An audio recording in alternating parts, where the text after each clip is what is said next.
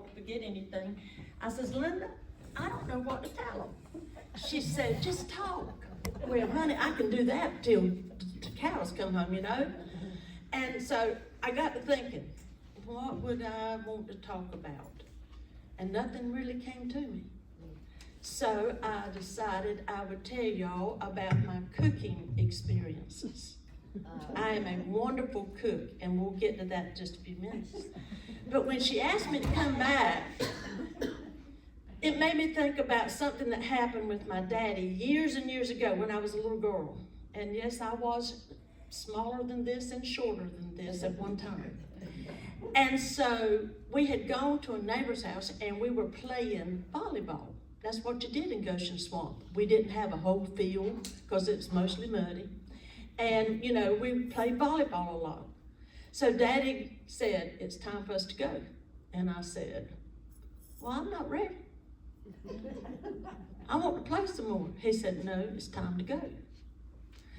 And I said, oh, all right. So we got in the car, loaded up. And you know how a youngin' can't let it go? Have y'all ever had a child that just won't shut up? Okay? All right, so I said, Daddy, I don't understand why we had to go. We were having a good time. We were all just playing, having a good time. And he said, Gloria, Faye, now don't ever say my first and middle name because you know you're in trouble. You're fixing to hear something serious, okay? Gloria Faye, you never want to outstay your welcome. And I thought, well, what does that mean? He said, you always want them to want you to come back and not stay so long they're wanting you to leave. So that's my problem with y'all. Are y'all really wanting me to come back? You know? So anyway, so Daddy, you know, he taught me a real good lesson then, and I said to myself, you know, that's a point. That's a real point. Because, you know, sometimes Tom, the preacher, you know, the preacher is preaching a good sermon, and I think he should finish. But he goes on another 10 minutes, and now, honey, I was done 10 minutes ago. So, you know, sometimes they stay their welcome, so to speak. Because, you know, I want to get Smithfield barbecue and chicken before the crowd does.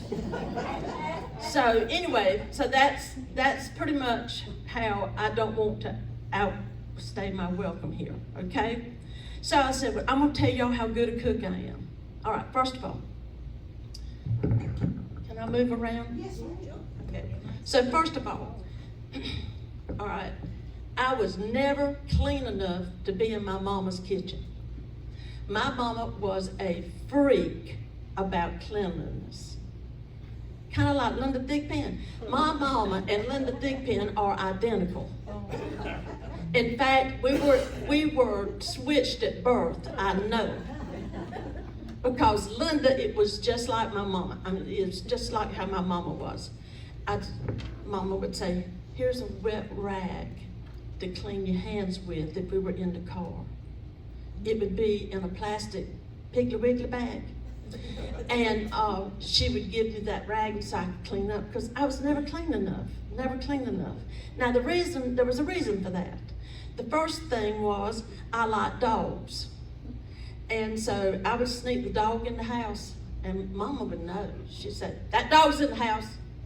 I said, no, it's not, Mama. Yes, it is. I smell that dog. I said, no, Mama, that's me. And she'd say, get that dog out of the house.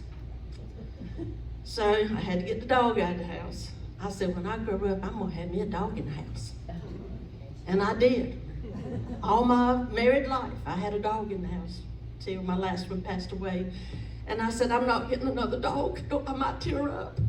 I said, because it'll outlive me. I know it will. I know it will. And who's going to take care of it, you know? So anyway, I thought, I just never was clean enough to be in Mama's kitchen.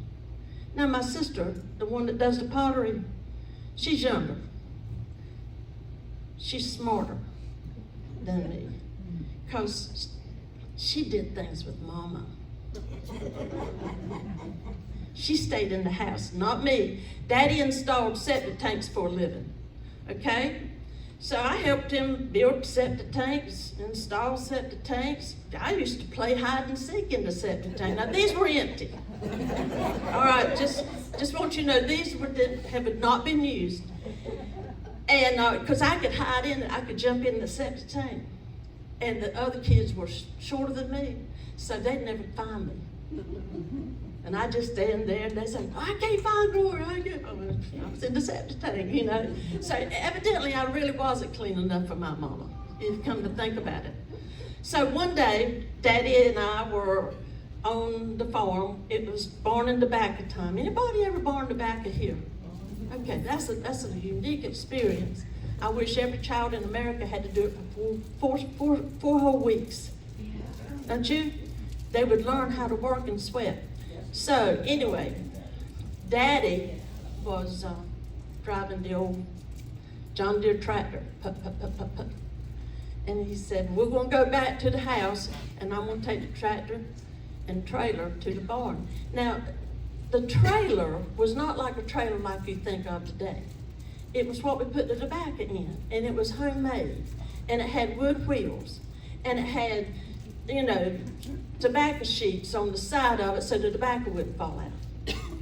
So I was riding in the back in the trailer, right?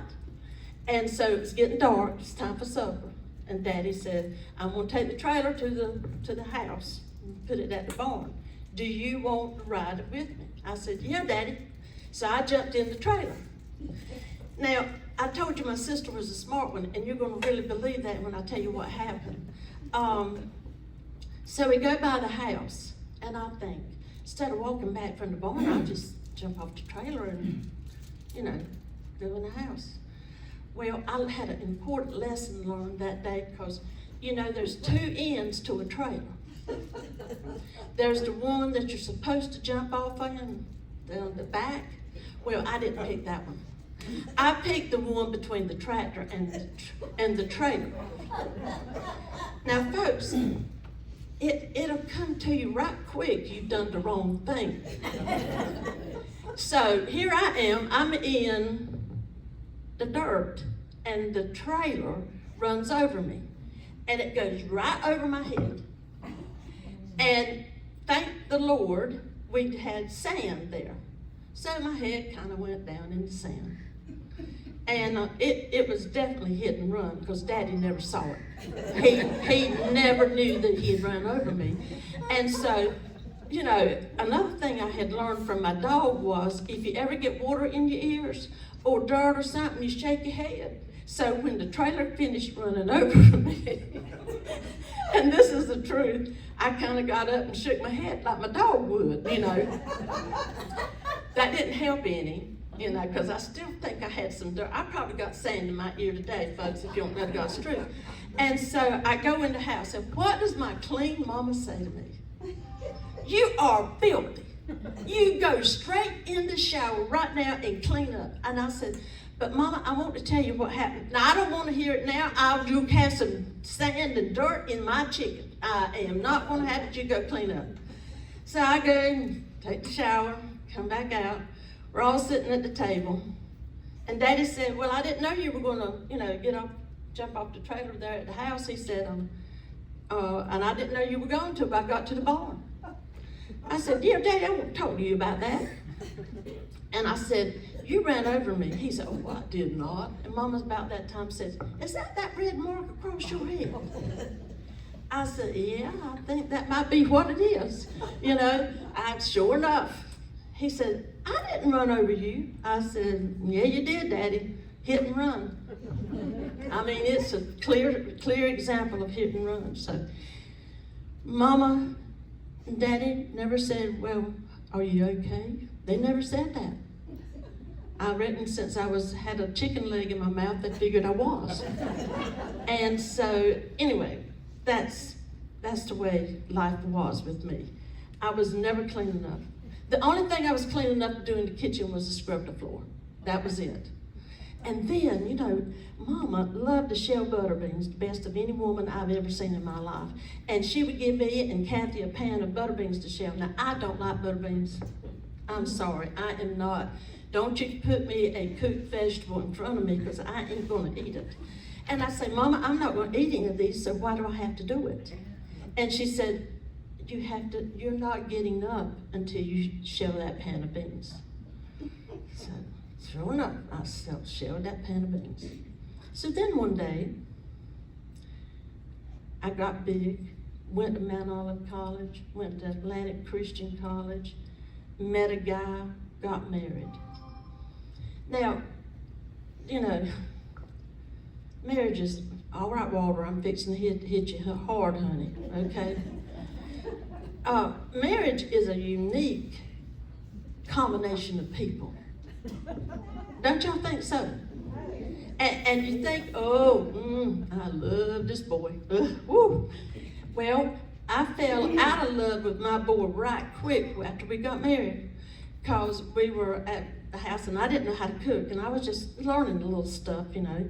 And so he was going to the farm. He said, Gloria, do you want me to bring you some corn for supper? And I thought, corn, pot, water, boil. Yeah, bring me some. I figured I could do that because I had seen Mama do that, okay? And I figured that'd be all right. So, sure enough, that evening, George comes in. He's got his corn. And he comes in the kitchen. He said, now, I bought you some corn, and I'm going to shuck it for you. I thought that was being so nice, you know. I said, well, that's good. I appreciate that. He said, but it's going to take me a while. I said, what do you mean it's going to take you a while? He said, well, there's right much corn. I said, how much is right much corn? He said, a truckload. I said, excuse me? You bought me a truckload of corn? So I went outside, and he had this ugliest green pickup you've ever seen. The bed was solid, level, full of corn. I said, what do you expect me to do with that corn? He said, well, freeze it. I said, I ain't your mama, and I ain't my mama. I said, George, I don't even have a freezer. Well, we could use Mama's. I said, no, we can't, because I ain't freezing it. You can go and start delivering this up and down the street. I don't know who you think you married, but I ain't doing that kind of stuff.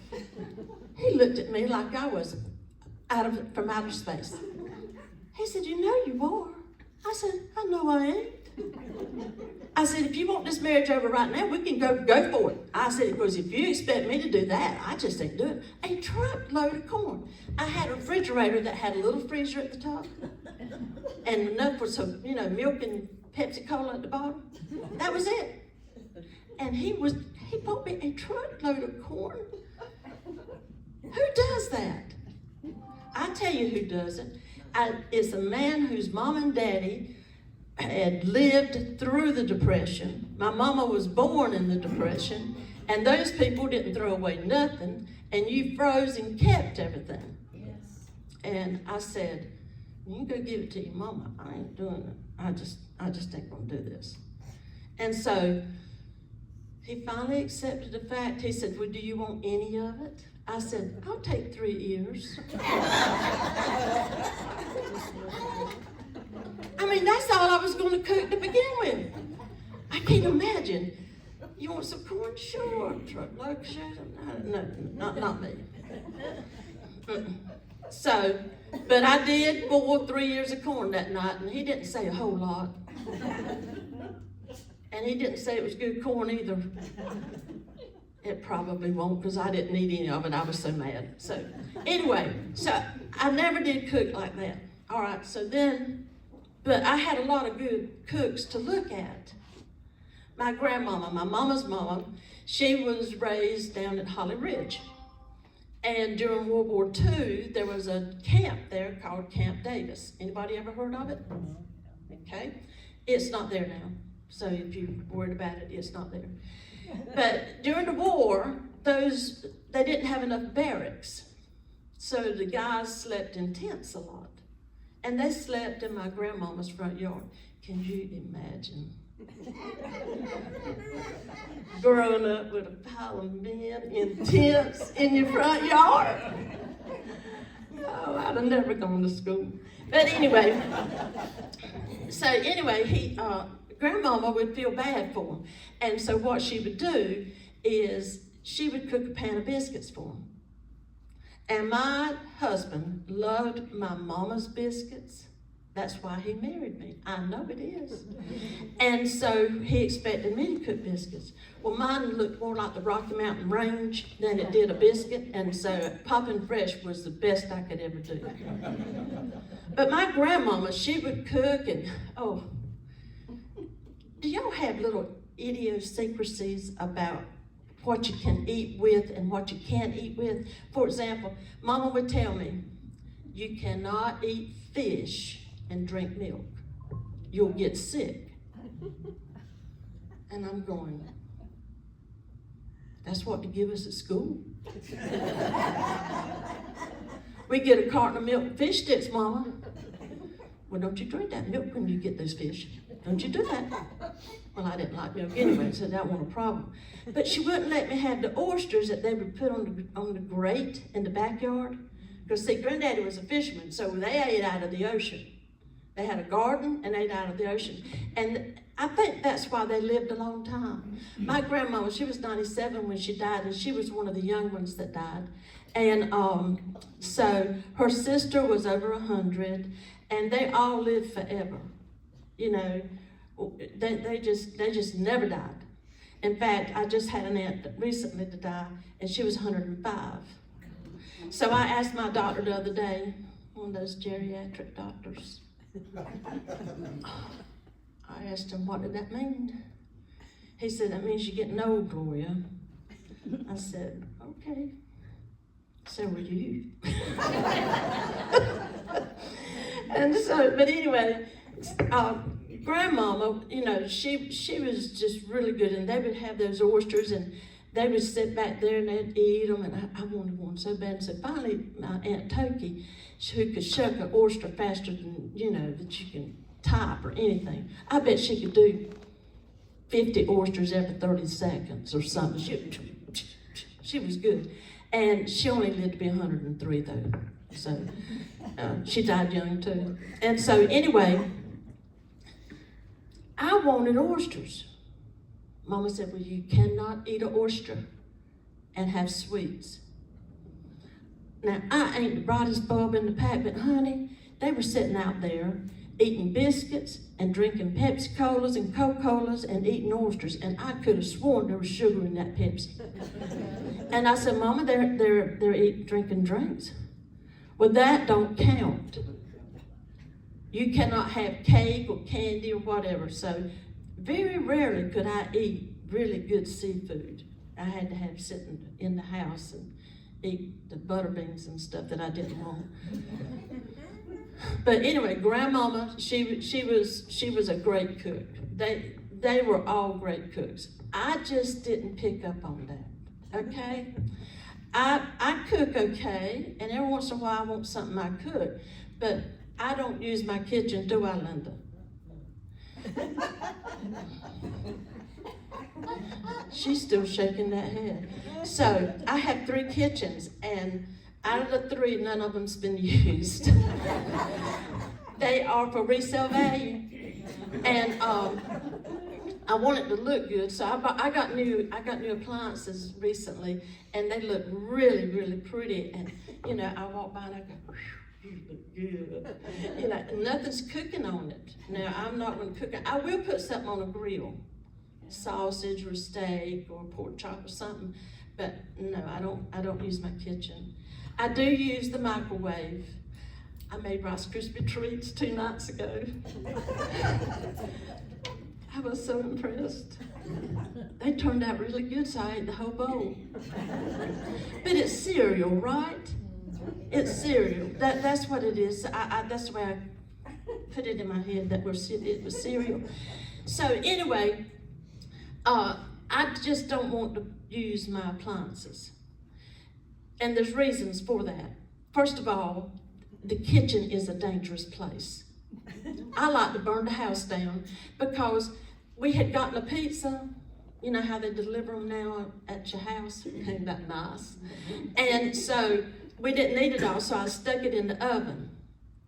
And because that's a good storage place. You know, you can store bread. That's what my microwave's for, is to store the bread and stuff like that. It's real good for that. And so George wanted a baked potato. I have baked potatoes before. So I cut the oven on. Preheat. You know, I did figure that word out. And so when I did, I opened it up, the oven, to put the potatoes in, and it went boom. And sparks went there and there and there. George, we have a fire. You know, he said, shut the door, you know. So I said, there's marks are still on the kitchen floor right now. But I'm not going to change the floor because I don't go in there that much. I don't have to look at it, you know. So anyway, I do not cook. I cook cereal. You know. Y'all about hit it all. That's about it. I don't do biscuits. I don't do anything like that. So when people come over, we always go out to eat.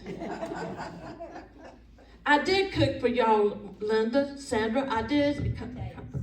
I did. That was good. I bought the chicken salad at the filling station in Kenansville, and that's not a service station. That's a place that they fill you, and it's really good if you've never been. And so he has good chicken salad. So I got him chicken salad, and I fixed a stuffed potato. Yes, that's delicious. Yeah, I did that, and I washed some grapes, didn't I? I did wash them, didn't Don't I? wash blueberries. So I don't know if you wash those grapes or not. Don't tell everything you know, Linda. So anyway, you know, I can make it look pretty, you know. I just don't have to cook it. As long as I ain't got to cook it, that'll be all right. So anyway, I go to, George has 1 year left at NC State. What time is it? Am I getting too long, Linda? You need to sing because Francis has got an appointment here. You should sing real quick. Okay. Okay. It's on the side. We're loving this. Just don't rush, don't rush. You want to take you out to lunch? So anyway, I got to tell you just a little bit about my job at NC State University. When I first got married, George had 1 year left at NC State, and I got a job at the computer science department. And this is in 1974, so 73, nobody knew what a computer was like. Okay, I mean, this was a brand new department, and I was not teaching it or nothing. I was just gonna staple papers and type stuff for them. Okay, I was a secretary. I was working in the office, and so one day, one of the professors comes in there and he says, "I need you to type up this test." I said, "Okay." So I typed it up. He came and I made his copies, and he came to pick it up. I said, "That's the easiest test I've ever seen." I said, I can answer those questions. He said, "No, you can't." I said, "I know I can." He said, "Well, all right." He sat down. He says, you fill out this paper. So I filled it out, and he went through and he looked at it, and he said, "Well, this one's right. This one's right. This one's wrong." I had 2 wrong out of the whole sheet. I said, "I told you so." He said, "I want you to explain to me how you came up with these answers. It wasn't multiple choice. It was a math thing, and I got it." And I told him. He said, "You're the craziest woman I've ever met." He said, "Your logic is completely irrational." And I thought a minute. I said, "Did he just insult me?" And I said, "Well, but the answers were right?" He said, "Yeah, but irrational." You are irrational. So I must be irrational. And my husband told me that many times. And because he'd want me to cook something, and I'd say, we ain't doing that. We ain't doing that. So, one last story, then I'll sing. I gotta tell you. So, I know I'm Southern. I know I don't talk like a Yankee.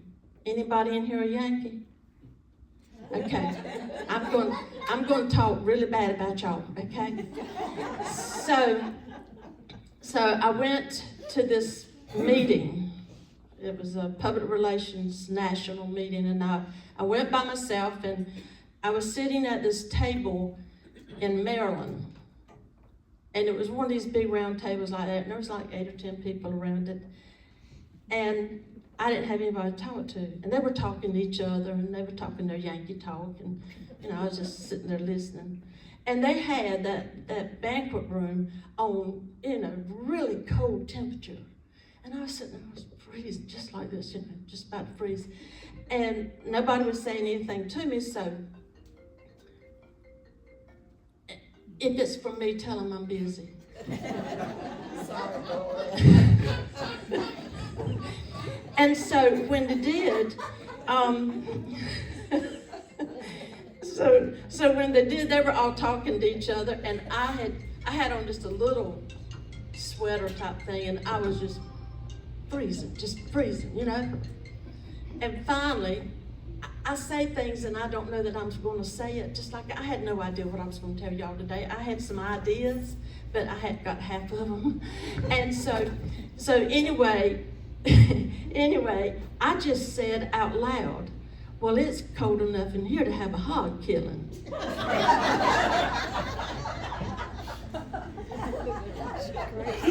Now, if you want to shut up a table, you say that. And they all stopped, and they turned and looked at me, and they said, what did you say? And by this time I was getting nervous because there's more of them than more of me.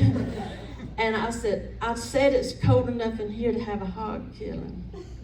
I said, well, what's a hog killing? And I said, y'all ain't never been to a hog killing? From that point on, I had that table all night. We don't care what you say, you just say it. I said, well, I've been listening to y'all, and I didn't understand y'all one word. I didn't know what y'all were talking about. So I had explained to them about a hog killing.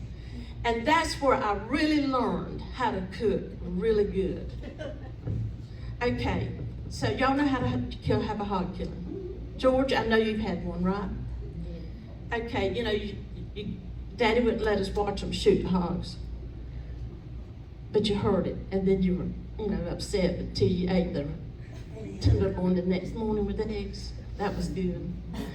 And so I told them, you put them in a vat, and that vat is hot. And then you scrape the, it is time for me to quit, isn't it? When you start cutting the mic off on me, I know that's about time. And so anyway, I explained to them about the hog killing. And they were just mesmerized.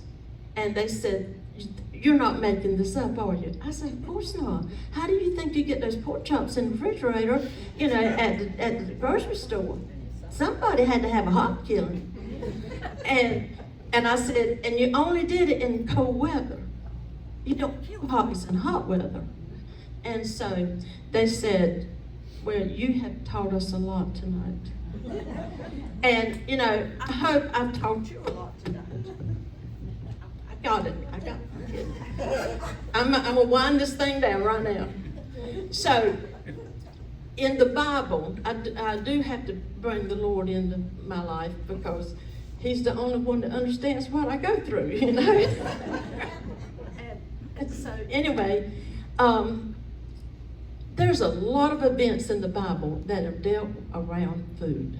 No wonder, Baptists and Episcopalians and Christians bring food and you eat a lot. I mean, we had let's see, Feast of the Passover, we had the Last Supper. I mean, y'all celebrate that every Sunday. We're going to celebrate it this Sunday in the Baptist Church at Warsaw. And we only do it once a quarter. But y'all do it every Sunday. And I admire that. I really do. I think that is wonderful. And so, when we think about eating, we always say grace. When we think about eating, we always are supposed to be thankful. And I am thankful that I'm here with you. I'm thankful that you asked me back. I'm thankful that you think that whatever I say makes any sense, because it doesn't to me or anybody else generally. But it is food for the soul. What we say and what we do every day is food for our souls. So I'm going to, I don't know what I'm going to do. I want to sing a song first of all, and it's called Supper Time. Anybody know what that song is? Anybody ever heard it? All right? And it's really kind of like a Mother's Day song. And it's a really good song, and it's one of the first songs I sung when I was a child in church growing up. And so I thought it would be appropriate for this. And then I'm going to pass out a sheet of paper to you, and the song is We Are So Blessed, because we eat a lot. We eat good food. We go to good restaurants. We have a lot to be thankful for. And so I know in your heart and in my heart that maybe I haven't outstayed my welcome today. All right, let me sing Supper Time for you. It's not the music, but I'm going to play it in a different key. But it's a good song.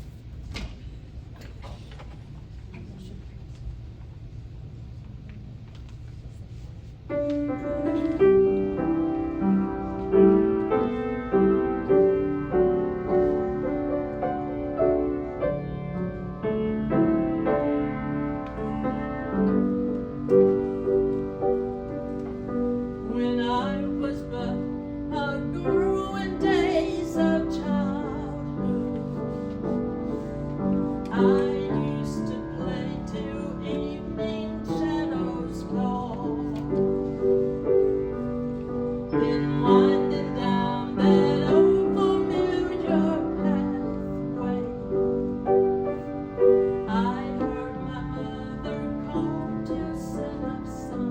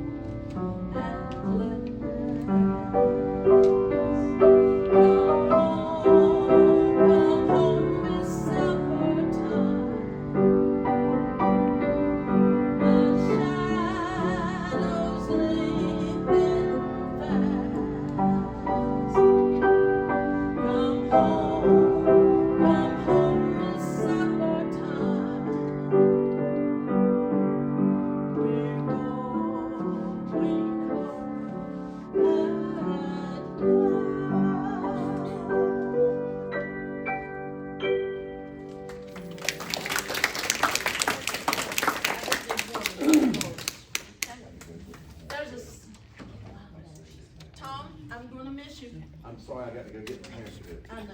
Listen, tell them get right there. This little short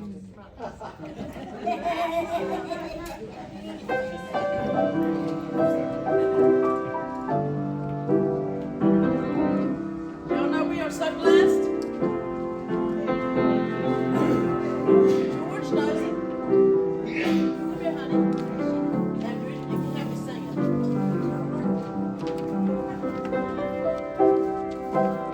We are so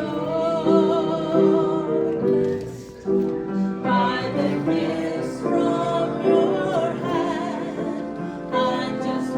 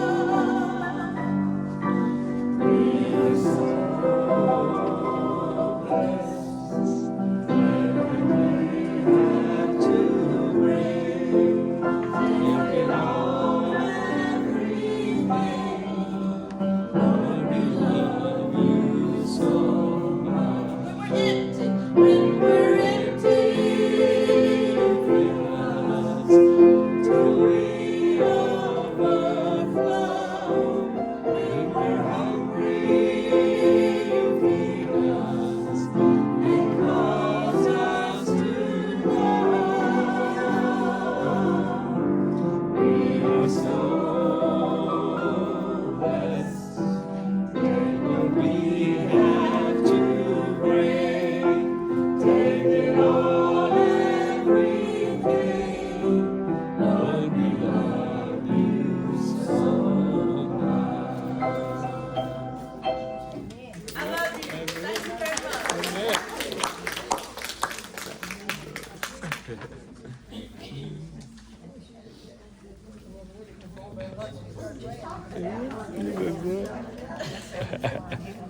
some good stories.